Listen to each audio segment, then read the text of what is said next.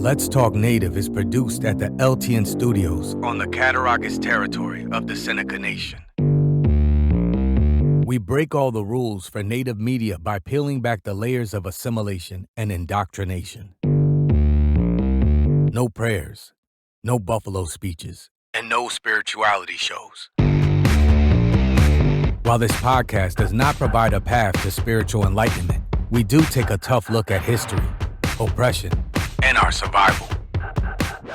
We highlight the voices of Native activists, writers, poets, artists, thinkers, and musicians who are fighting for the rights of Indigenous people all over Turtle Island.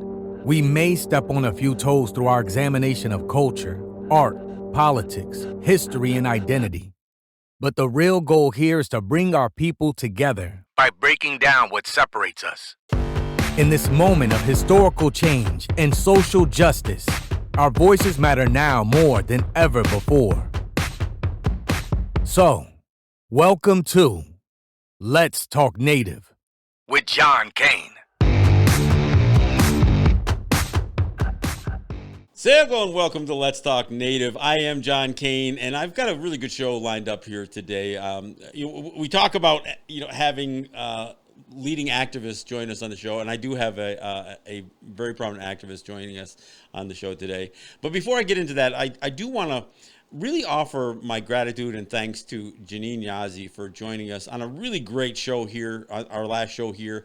But also she joined us on my New York show, my Let's Talk show on WBAI. Regan DeLoggins wasn't available, who was my co-host. She wasn't available on Thursday. She had something come up. So I essentially had Janine join me as a guest co-host for the program. And both those shows are just really, really good shows. We had great conversations, and they're different conversations. The show we did here last, we talked a lot about specifically Navajo leadership and the fact that Navajo leadership had spoken in the RNC convention and the DNC convention.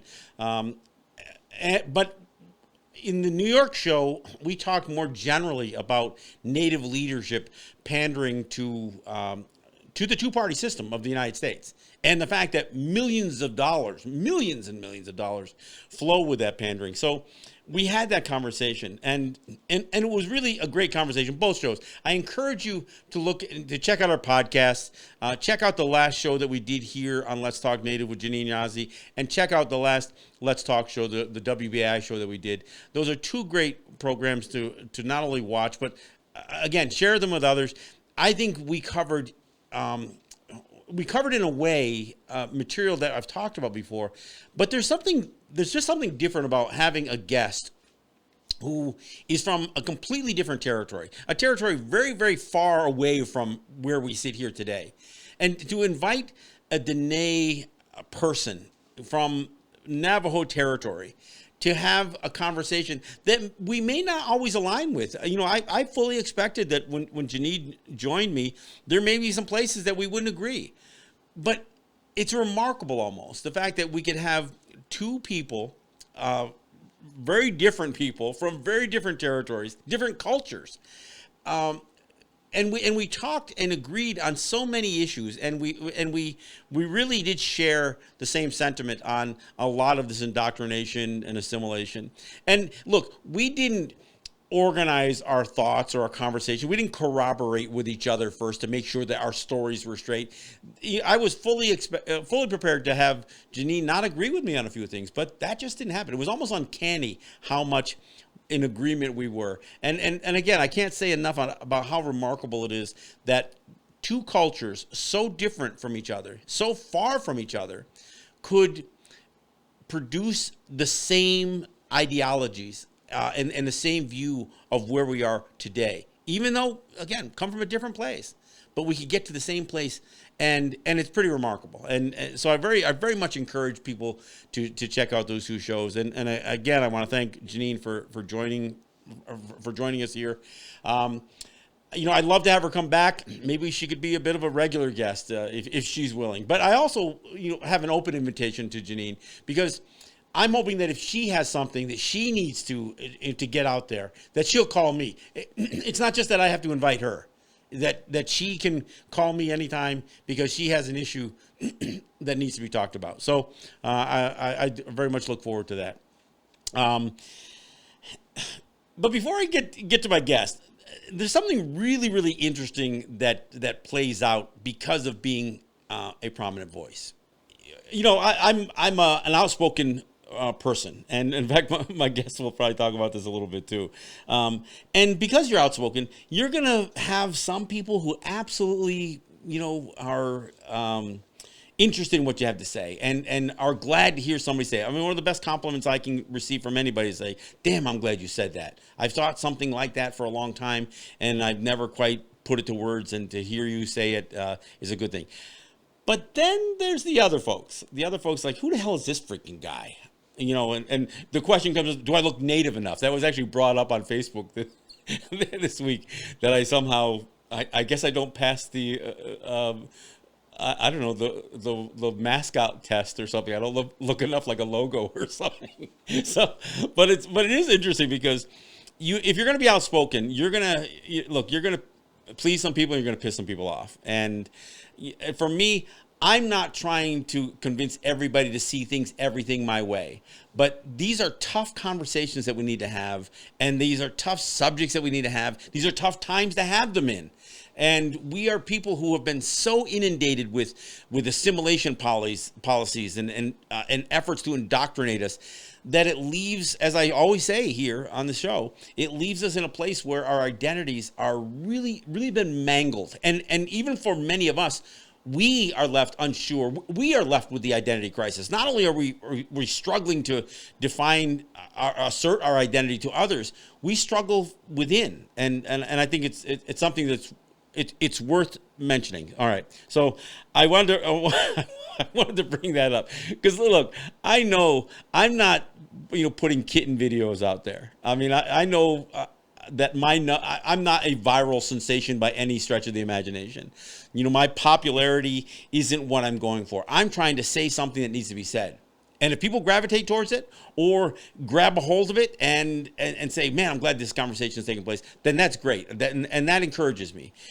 But you know what? If you say, the hell with this freaking guy, I don't want to hear from him, that kind of encourages me too. So I guess there's no way to shut me up. So, all right, let me go ahead and introduce. I want to introduce somebody who you may have seen his picture because Mike Sahtekaientes is a guy that has been.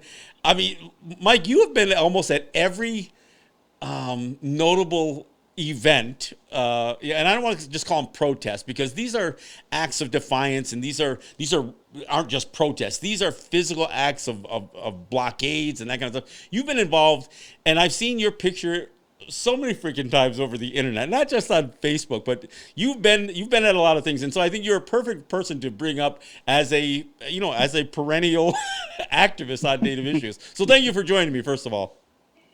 Thank you for having me. Well, and I bring up some of the stuff that I talk about because you kind of made me laugh real hard when we spoke the other day because you were questioning who is this John Kane anyway, and you happened to do it amongst somebody who's just one of my oldest friends, and who happens to be a very old friend of yours, my good friend Verna, and she scolded you for for thinking ill of me, I guess. Yes, she did. So my hat's off to Verna always. We do go back quite a ways. And in fact, I'm talking to you from Cattaraugus, which is where Verna is actually originally from. So we have a pretty strong relationship.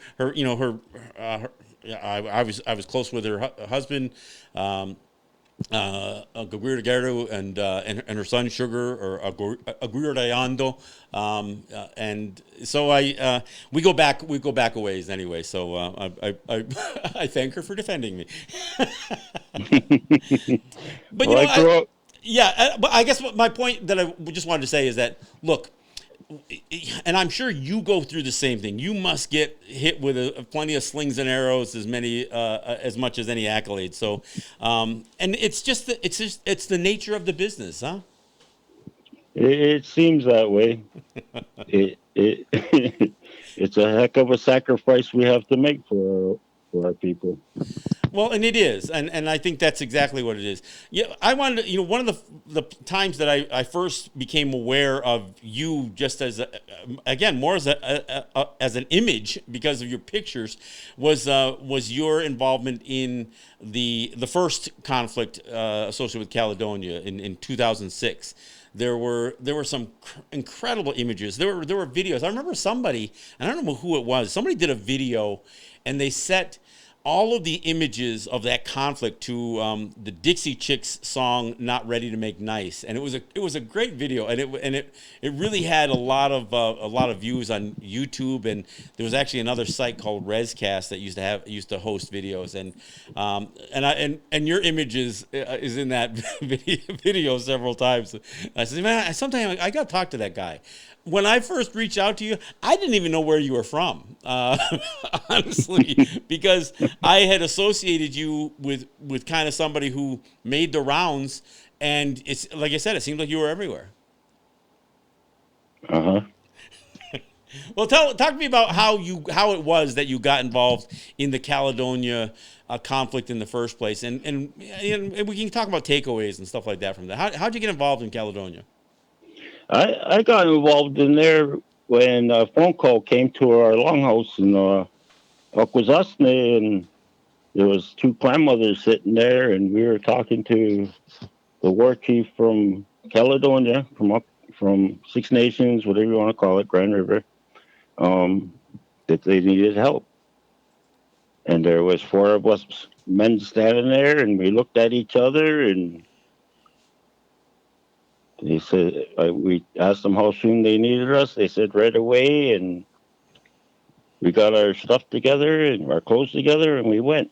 We went there to sit and observe in the beginning. When we got there, before they executed their first injunction from the sheriff's department. Mm-hmm. And one of the gentlemen that was with me was also a legal brain, and he knew what kind of paperwork to throw at these people. Right. So at the same time, we were fighting their legal things, but we were also showing up to just one kid standing at a fire at the front gate and a pile of wood with a plastic over top of it. And we looked at each other when we pulled up, and we said, what the hell did we get ourselves into here? And right away, we put up our unity flag, and we had a little discussion about that in the morning when the other clan mothers from that reserve came up and talked to us and told us that we needed to take that down, and we explained to them what it meant and everything, and they understood finally, and they let us fly it, because I also told them if they didn't let me fly my flag, I was going to go home. Right. That I stand with the unity flag more than I would that Confederacy flag, that thing that you got up behind you. Yeah. No, I've got the. By the way, I've got the unity flag in the corner. You just can't quite see it. It's out of the frame, but it's here. But that should be over top of that other one. Anyways. Well, we're gonna do some different angles here, so it'll show up in frame as we do different shows here. I also over my other shoulder, I've got one of the posters that came from the Genocide Oka crisis. Kind of a poster. I had the folks from the Nation office in Ganawage send me a poster so I could have it on the. And I bring that up because again, there's just a series of of battles and conflicts, whether it's tax issues, whether it's the fight that we have with with provinces, with states. When I went to six, when we went to six, we swore, man, we were gonna do it without having to bring up any firearms. That we would do everything in peace. That we would protect and defend the women and children if they were attacked. And that's what our duty was, and that's what we had to teach them men out there.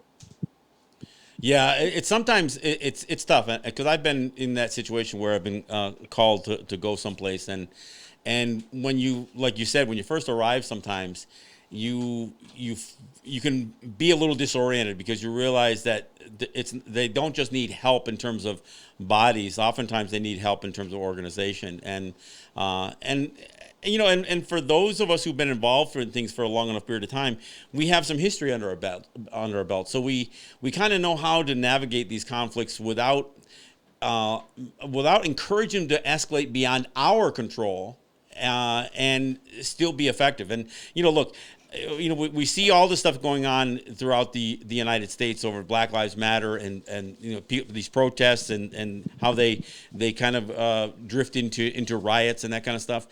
I'm of the opinion that sometimes there is a place to burn something down. Knock a bridge down or dig up a road and that kind of stuff. So I'm not opposed to that, but I think you have to understand that there's always going to be a consequence for the things that you do. So when we take a stand, we've got to, we need to take a stand, leave ourselves some wiggle room so we can, not necessarily look like we cave in. And this is where we always get into this thing. Every time we block a road or a rail or something like that, we know that we're probably not going to block it permanently. The Oka golf course, excluded from that. But most things we're trying to, to disrupt something, to call attention to a conflict and to an injustice. And so we have to make sure that we don't create an injustice that is disproportionate to what we're fighting against. And I know that's Exactly. always a difficult thing to do. Exactly. My grandmother and my grandfathers went through this. I seen them stand on the front line. I seen them defend my parents, myself.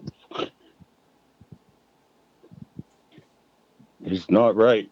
No, and it's difficult because we know there's a lot on the line for this stuff, because it's not even just what we do. I mean, we know that they're the message that we send to others.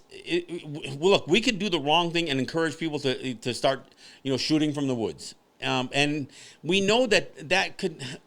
Look, we know that we're outmatched militarily, from and from resource. But what we have to our advantage is the fact that these are our homes. We are defending our people and our territories and our homes. We know the territories, or at least when we go to a new territory, the locals know how to get around. So we have an advantage, and we have to use that advantage to, in the strongest way possible. Because if we do the wrong things, if we encourage too much. Look, the resistance is a good thing, but aggression is one of those things that aggression is going to be met with aggression. So I think we need to stand up, and we need to be assertive. But Yes. You're right. That's such a fine line. And when you say this and you talk about the history of what our grandparents, and our parents and the women, I mean, it is really remarkable. And this is what I think throws off other cultures, how much the women play a role in all of this stuff. Not just the clan mothers, but young women just standing right beside young men, and their willingness to assert and frankly sometimes shame the men to do more or whatever. I mean, I think it's sometimes amazing to me that other cultures don't understand how much we value the role of women even in these conflicts. Yes. I've seen some pretty strong women on the front lines, and I didn't want to get in between them. Don't dare, right? I tried to push away the cop instead of the girl, and had the other guys grab the girl. Yeah. I didn't want her turning on me and punching me in the face for trying to stop her from what they were doing to our people. Well, and the cops don't have a clue what they're up against sometimes with this. Oh, it's ridiculous. They use all Indian cops when they came in on us. Did you know that? Yeah, that's typical, right? They used 250 OPP officers to attack 17 people that were on the site. That's it. And they came in like ants. They came in the morning just like a custard. They pulled the custard. Well, That's what I and said. you know, and that's what the tokenism that happens when our people get involved in these police forces, and that goes with these tribal. You know, well, you know, you see it there even in Akwesasne. I mean, we see this where, you know, we don't put enough respect, and this is what you and I were talking about the other day. We don't put enough respect to us creating our systems that are within Guyana or Goa, that are within our culture. We seem to still be drawn to emulate what the state does. We want to put cops and dress our guys like them. We want to put them in cop cars. We want to have judges in courts just like theirs. We want to rearrange our governance systems that look like theirs. We we have our own. Of course we do. Of There's course we do. nothing we need to change to it. There's nothing to change. We just got to live by it. Well, and it's interesting that when you talked about going out to Caledonia, the main reason when we go into a territory that's not ours, or that's not our home, put it that way. Be careful, I guess, with the language, but when they're not our homes. And the reason we go there to observe first is because many times there's internal conflict associated with these external conflicts. And so the first thing we have to do is figure out who's who and how to navigate the internal nature of the conflict so we can stand in unity against the outside. I always feel much better about going to a place where the outside is our opposition. I mean, you went to Cayuga, and I know that was just a cluster F to use a partial expression. I mean, because there was the factionalism that was there. It wasn't even a fight from the outside, except for what the internal folks hired from the outside. It was, and these are the tough ones. These are the tough ones because when you got to go into a native territory to fight other native people, man, that's always a tough situation. Oh. Most definitely. I had to fight with my own family. Actually, I didn't have to fist fight nobody. I'm glad of that. Yeah. But I did have to go up against my own family on it, and they were telling me to go home, go back to Akwesasne, go home. And my mother is actually from Six Nations. Okay. Originally, so I'm a Cayuga from Six Nations, really, actually. Okay. If we follow the true traditional ways, right? You know, I'm supposed to follow my mother, but also my mother moved here, and when we were younger, we were going through Longhouse and everything here, and they ended up giving us all Mohawk names, all those Cayugas. So there was a kind of wrongdoing there, and then it was more of a blessing than a wrongdoing. Because I learned truly what it is to be a real warrior, not only a fighting warrior, but one that can go around with respect and show people how to also want to be just like that.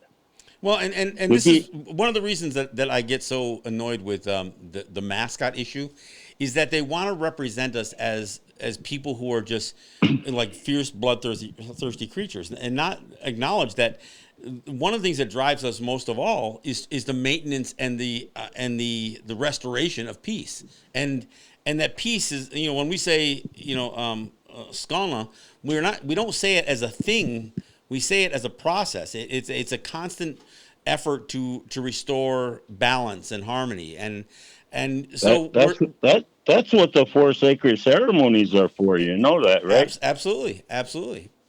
And there's a lot of people that don't even know what the 4 sacred ceremonies mean, but they'll go there and sit there and be a lump on the log or be counted or whatever they want to call it. But it's not truly being a true Uwe person. Yeah, and part of it, and in the defense of people who don't know, though, we oftentimes get into this conflict, and I've talked about this on the show before, where there are people who are knowledge holders who are not always that readily willing to share that knowledge. In fact, sometimes they use that knowledge that they retain as power over people. And I'm not citing anybody specific. Yes. That's exactly true. That is true. So when people don't know, it's because they're oftentimes shunned from asking questions. You know what, my friend Ed Schindler, who joins me all the time, he said, if you don't ask the questions, and if somebody says it's wrong to ask, then they need to be called out on that.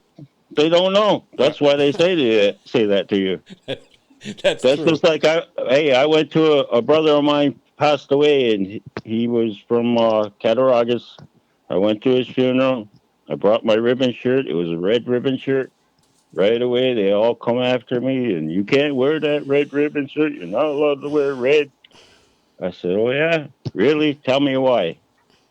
Just because I told you you can't. That's why. Don't ask no questions. Just do as you're told. And yet you'll see a red, white, and blue flag hanging close by, right?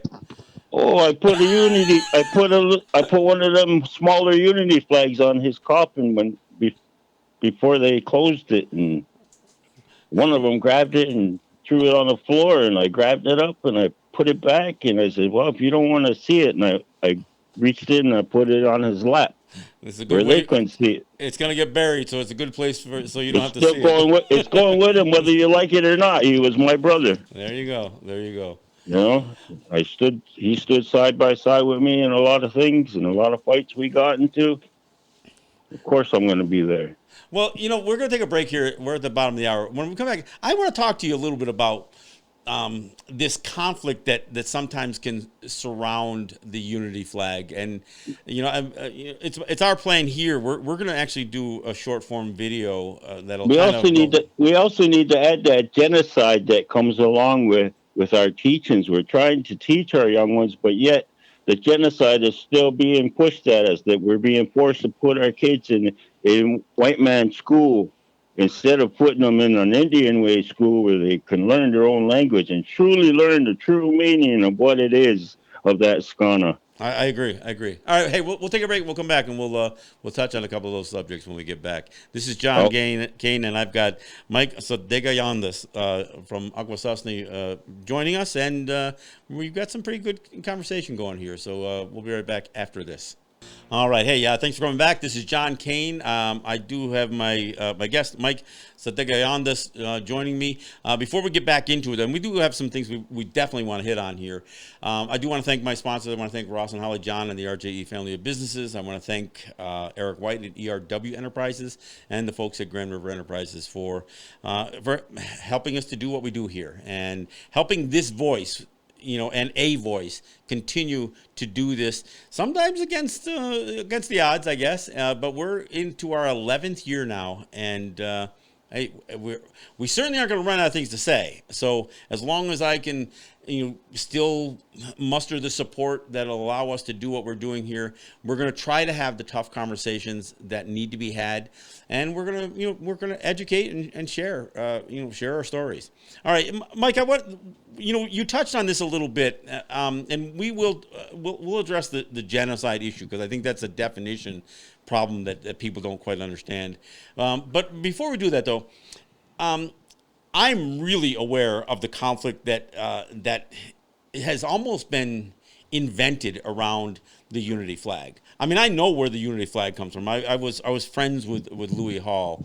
I know how many iterations of that image was created to create a flag that could be used as a symbol that all Native people. It's not a Mohawk thing. It was intended to be a flag that would unify all of us around a symbol, and exactly utilizing something that is so universal to us, like the sun's, the image of the sun, and a more generic image of a Native person, and the whole idea was to use colors that would represent us, and so that all Native peoples, and it really has been grabbed up and embraced by Native peoples, frankly, all over the world, not even just in what is considered the U.S. or Canada. I mean, I personally have mailed these flags to places, various places, Australia and Hawaii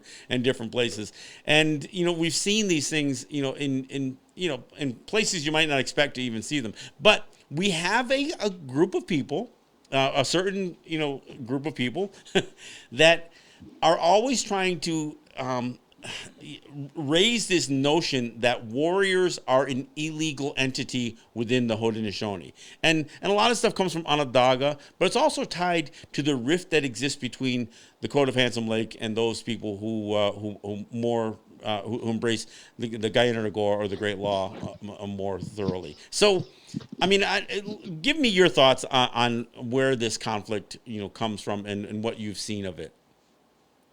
Well, what I truly seen of what happened with that Warriors flag was very disturbing, actually. Um, when it first came around here, everybody was flying it, and I have to say that when the casino started out here, that's when the Warriors kind of took to one side, took the casino side, the people that were with them, and it turned into a bunch of chaos that shouldn't have happened, and they dragged that flag to the mud.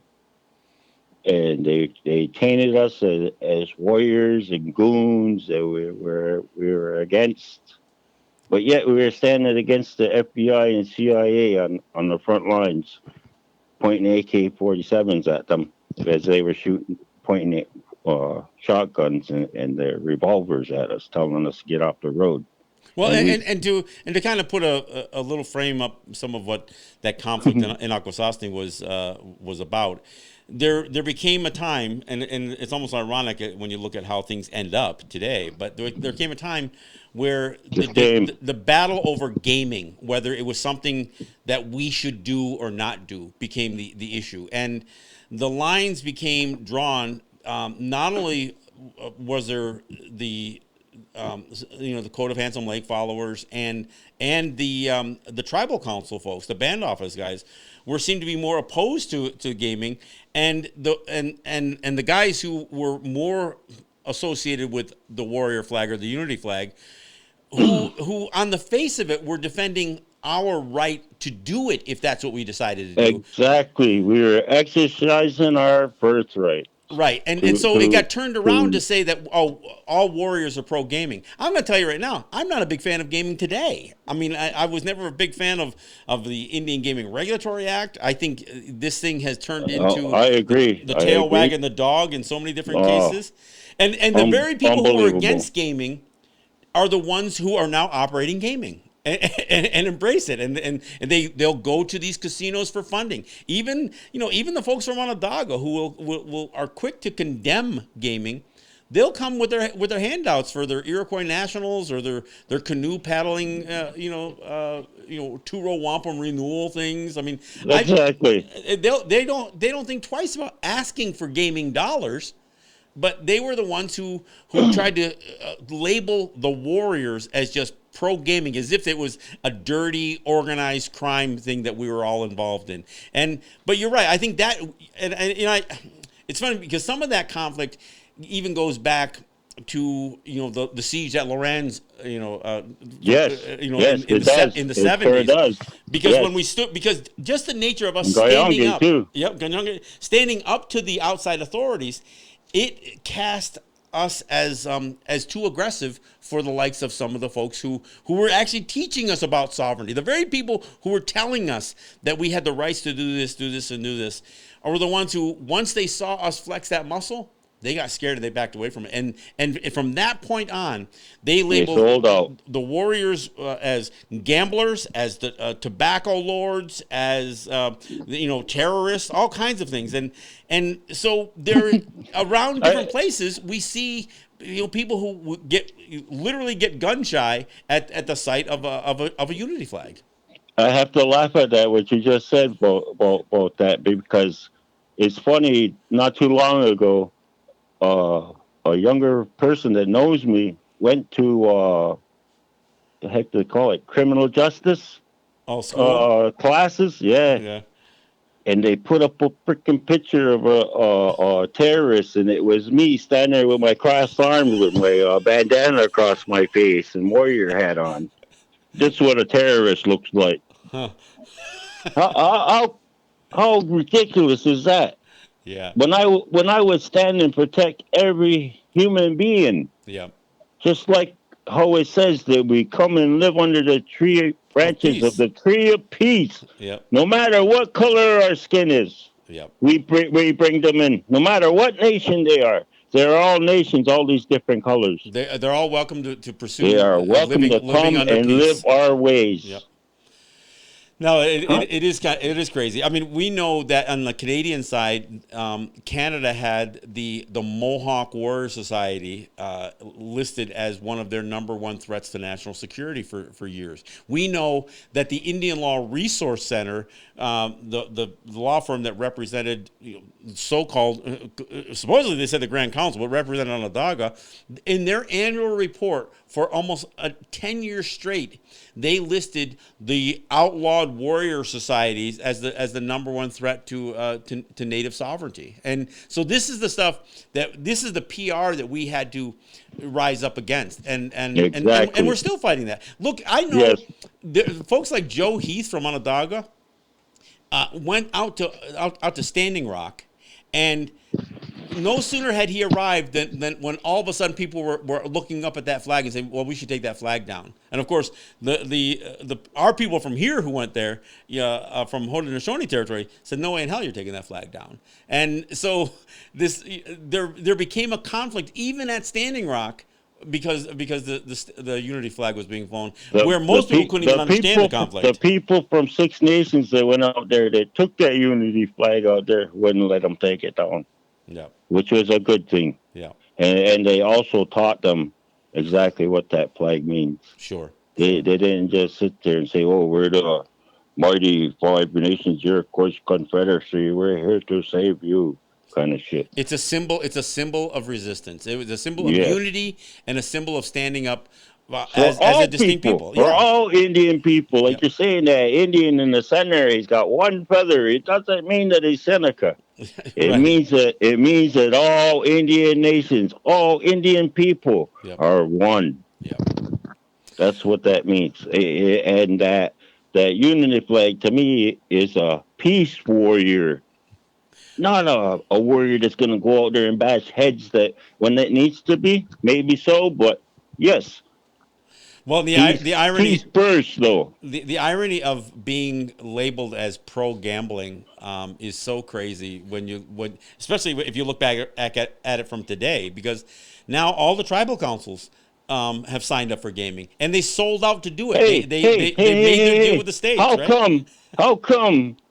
If we're part of this Five Nations Iroquois Confederacy, like that flag you got hanging behind you, how come if we're supposed to be part of this big confederacy that we're struggling and fighting for scraps from the state instead of going with the ones that are already up, like in Niagara Falls, the Senecas have them? Mm-hmm. Man, it's awesome. Oneida's got a big Turning-Stone casino. How come that can't generate money to the whole confederacy?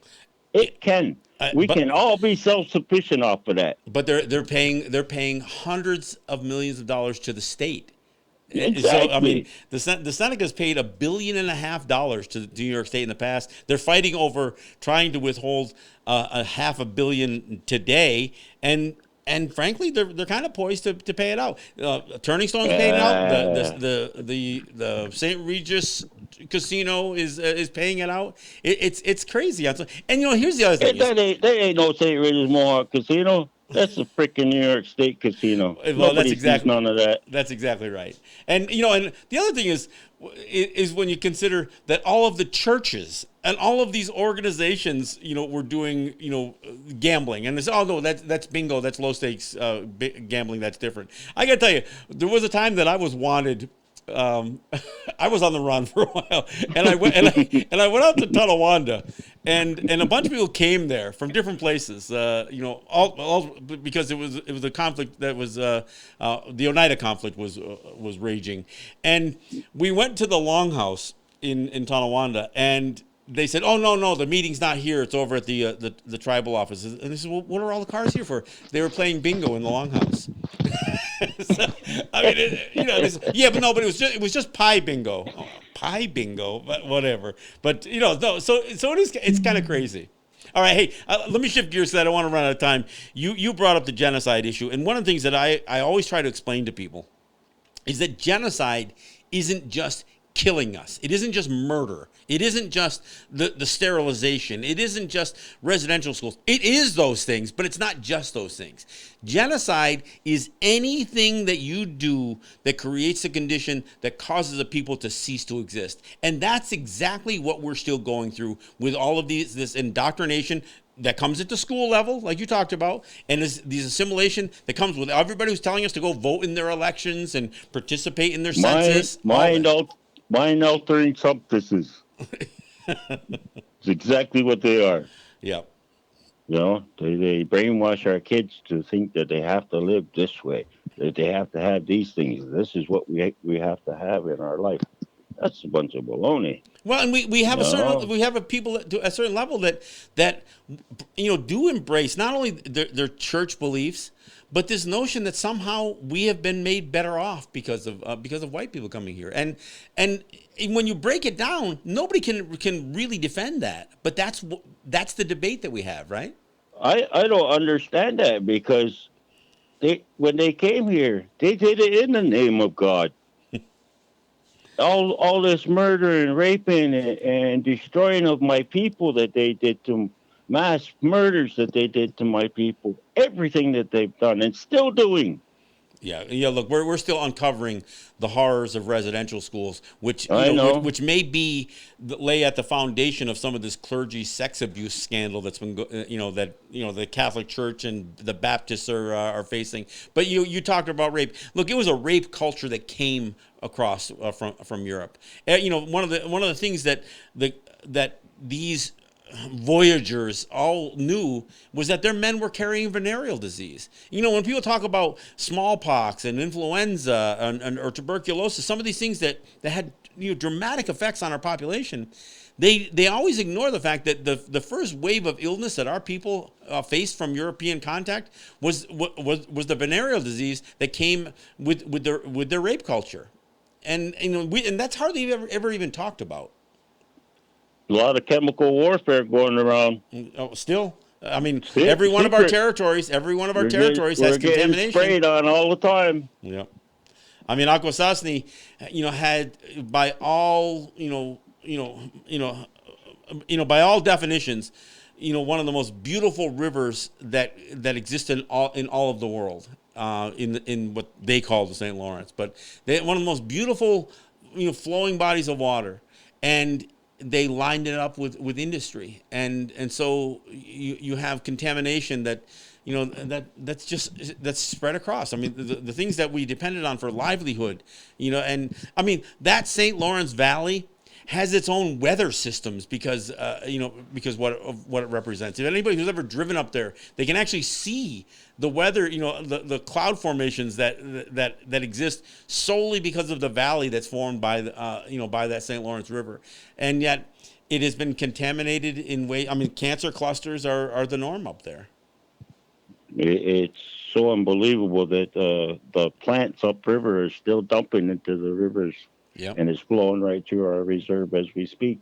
And even after, even past, our territories. I mean, I remember when it was big news how much raw sewage the city of Montreal was dumping into the St. Lawrence a few years back. And why? Because it was cheaper. It was cheaper to just dump. And for these industries, for these municipalities, for these cities, it was cheaper for them to dump just this toxic waste than to treat it properly and to take the measures to clean up after themselves. Exactly. Such a dirty people. But but that is also part of the genocide. I mean, look, when we talk about environmental racism, you can always tell who the people are going to be most vulnerable and most adversely affected by climate change. And it's always not just indigenous people, but people who are on the lower end of the economic ladder.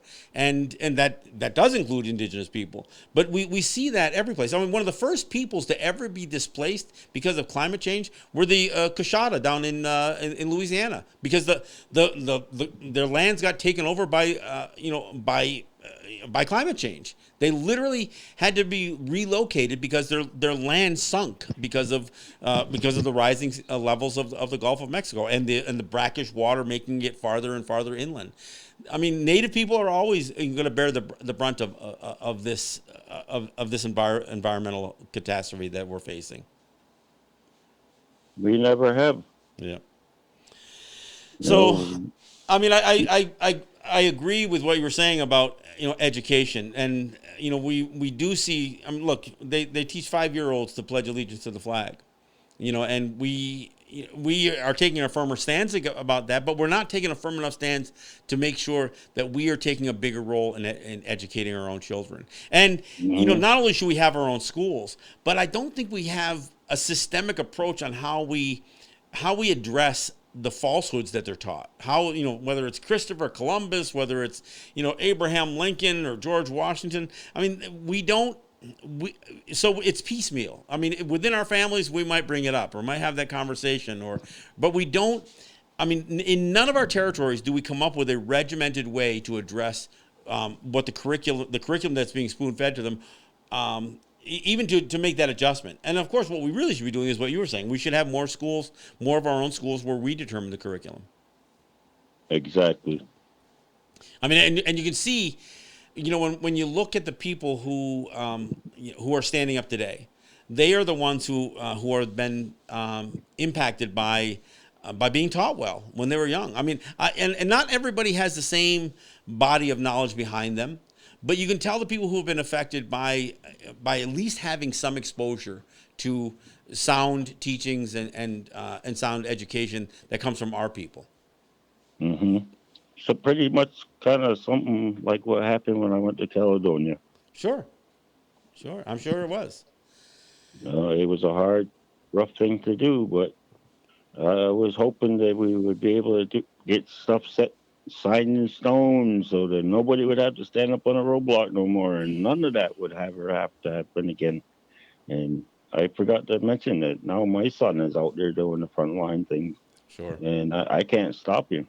No, and in fact, you laid the groundwork for him to follow, even though we always approach these things that we can somehow solve a problem.